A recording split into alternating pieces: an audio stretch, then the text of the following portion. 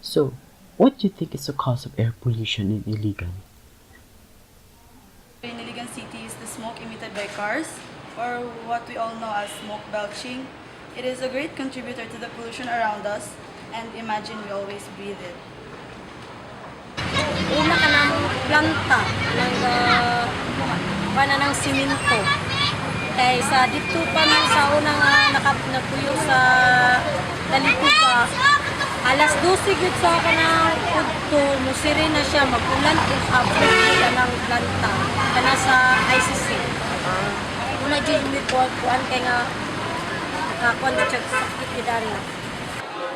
I think that here in Iligan City, the cause of air pollution is the gas from the cars, especially if the smoke that comes out from the jeepneys and the private cars are black, because that means that's dangerous. And also from the factories, since in Iligan have plenty of factories. Burning plastics, like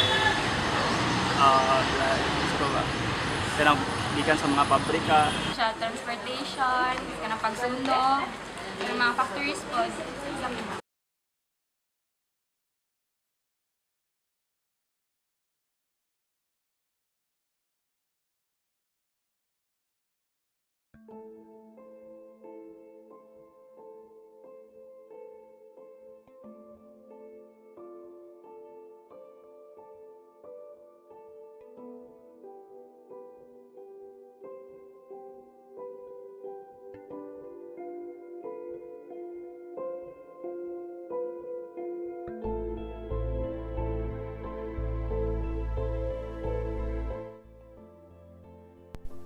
Located north part of Mindanao lies a city gifted by God with its beautiful waterfalls.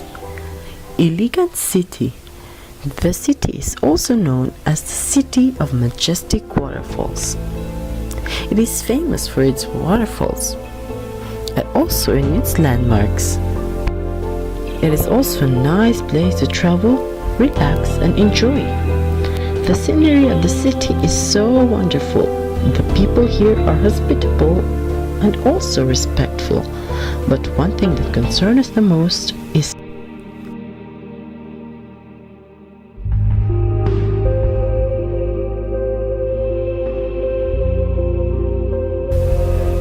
as the population increases, the number of cars also increased. Also contributed to the pollution of the city are the factories and the burning activities of the locals.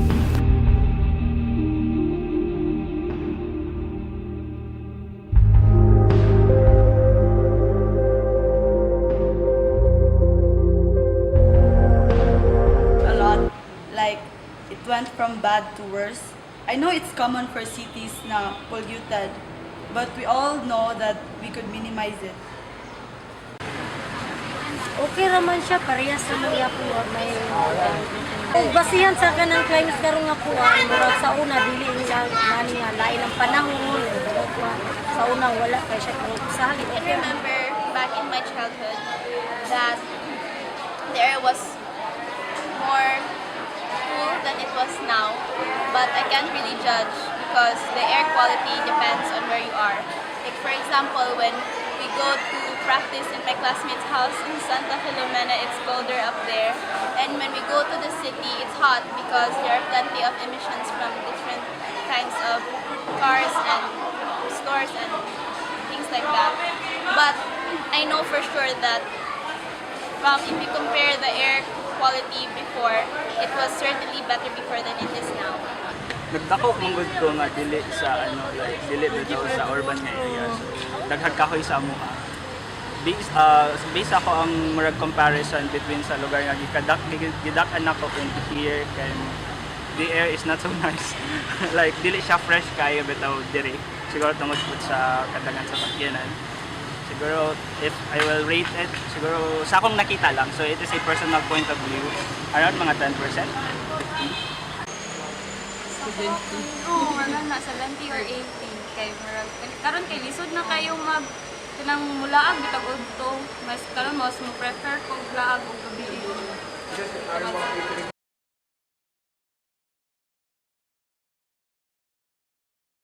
Air pollution is a mixture of solid particles and gases in the air.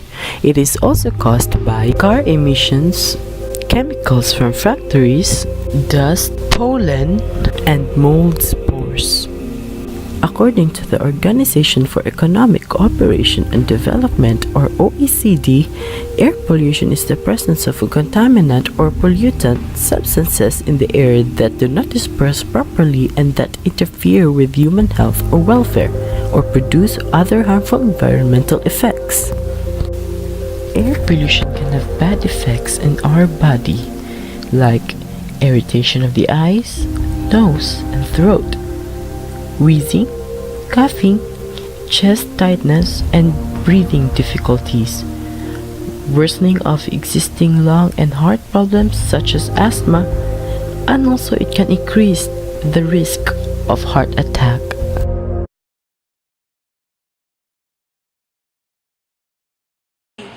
The problem is, how can the government help us if we wouldn't even help ourselves by following the rules and regulations more? Uprising of taxes might be a problem though, because people already have trust issues regarding the corruption. Ako okay ko sa pamang gobyerno nga atong kaltasan ni kuan from sa buwis moral.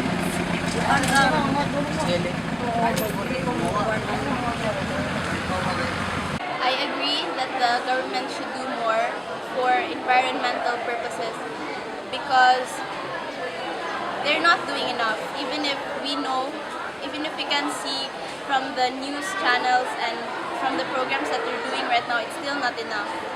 If it was enough though, then we would see improvement, not news about dead animals in this ocean or polluted places or anywhere in the world. I think that the government should look into programs that would benefit all of us, and it's okay for me if the taxes go up because that would only be for the betterment of the country. But I don't really think that the taxes should go up. I think that even if that the government should make more programs for environmental reasons, the taxes could still stay the same. It's just that right now what's happening is the taxes that the government are using the taxes in, I think, improper ways. They should look more into sustainable and resourceful things so that we can save as well as make the environment healthier for all of us. I guess there's an act, the Clean Air Act. I'm not sure if kung sa to siya na, yeah. Would you do, based on my knowledge sa train law karon, diba? So there's what we call the sin tax law, sa katong in preventing people to smoke or using alcohol and all. So I guess there's no problem if aron po siya sa tanan, if it will kanang cost a higher tax para lang po diluan ang ato ang or to help prevent or kanang kuan or atos siguro maybe. Okay naman siya. Pero kana kung taas, depende mo na sa kuan sa sweldo ko sa mga tao. Siguro kung okay na siya pero pag dili na pud siya mo kanang mas mo dako. Kuan bitaw mas dako ay makuha sa pasa sa para mo sa ato.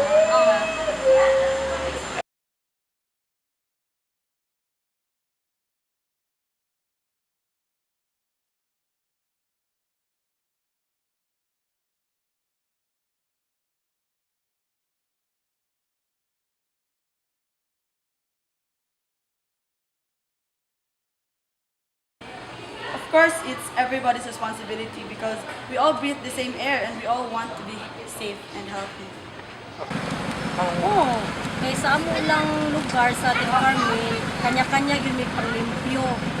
Kuan kay para po sa mukayuan, labi na ka ng malayuan na kanang sa dinggi, kanang bitong na pundong at tubig ng drum, na ang mga basura na. Pero may kinabig sa mga kalusot. Yeah, sure.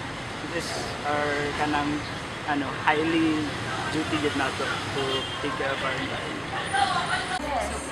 Of course, kaya kita lang gyapon makinabang anak.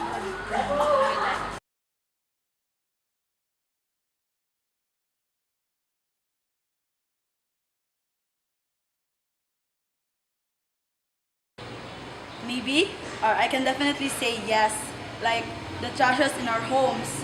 If not run properly, it would be so unsanitary. And also our everyday routine and doing the things that we are used to, like throwing garbage everywhere and not even knowing the difference between bio and non-biodegradable. It can really have an effect on our environment, you know.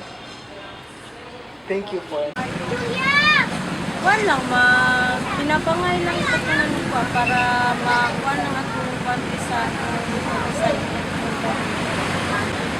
nalaman na sa tao na ito nga magpanay. My daily activities usually include going to school and going home. So I think that I wish though that the transportation system, like the jeepneys, use environmentally friendly gases so that I don't have to feel guilty about that. But I try my best to be environmentally friendly, like using less plastic. I also wish that there were more stores or like fast food chains here in Iligan City that offer choices that are environmentally friendly. Like sometimes you really cannot say no to plastic. Like for example, it's the only thing that's there. You have to use it.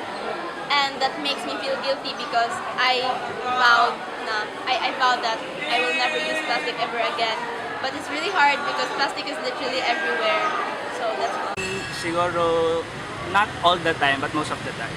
Like, there was this one time, I have a friend, nagilabay niya yung basura in front gid na ko. Like, naglingkod may nagkaon, and nagilabay niya sa front lang. So, I told him to pick it up. And there's a kindred effect na maragmuripol siya actually. Small ka ng pagsita sa friend mo. Every time makita na ko siya karon kay, yan ang punito niya ang basura. So, ano to, small acts lang, just bear in your mind lang. O kung kuan sad kanang kung dool, for example, matok sa akong lugar then dool ra okay ra nga dapat kay magbakay ra kundi magamit ko na sa bicycle ano diya kay kisay mo katapulan kay magsakay kag jeep.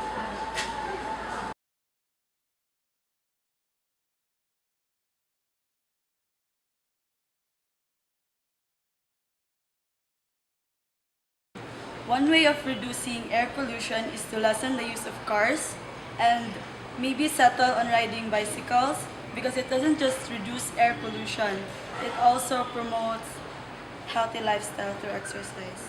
Sa kung nakuha ng lang, sa ako lang, malikaitaan lang, okay na magamit lang takuan.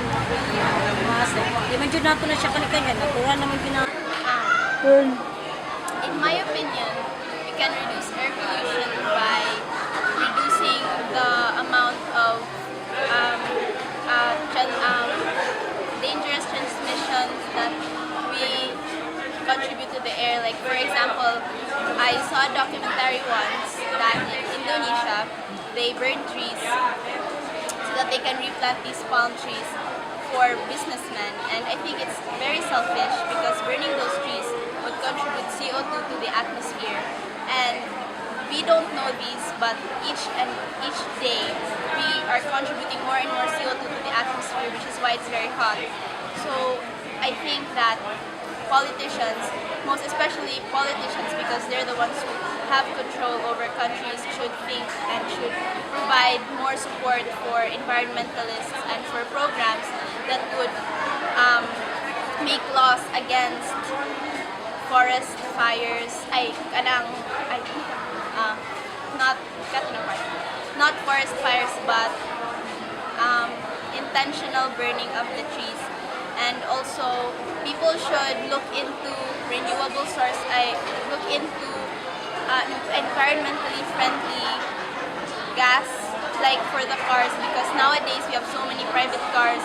Like in a road, the most causes of heavy traffic is that there are too many cars in our country and in the world. So I think that one solution to that is we reduce the amount of cars or we switch to environmentally friendly gas. That's all.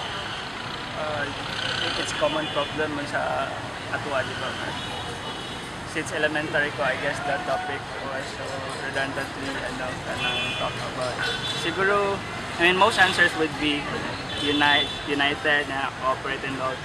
But I guess it is more on worldview bitaw, how we are going to see bitaw the future of this world or the earth without a clean oxygen to kana Okay. Dili magtabi siya. Kuan ito kanang siguro kay minimize na to ang paggamit sa mga sakyanan and okay mo isa ka makadalag air pollution mo. Also ang kanang pagsunog.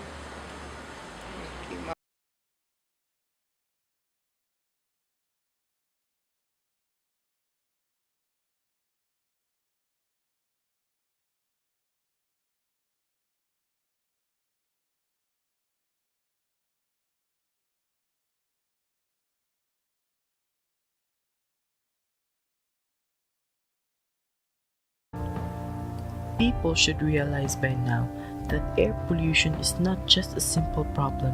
If air pollution is not lessened, someday in the future we will be bringing our own oxygen tanks because the air will be deadly and not safe anymore. We cannot do this if not all of us will cooperate. You can start simple. Start at home. Stop avoiding this topic because it's for our own good. Don't be selfish.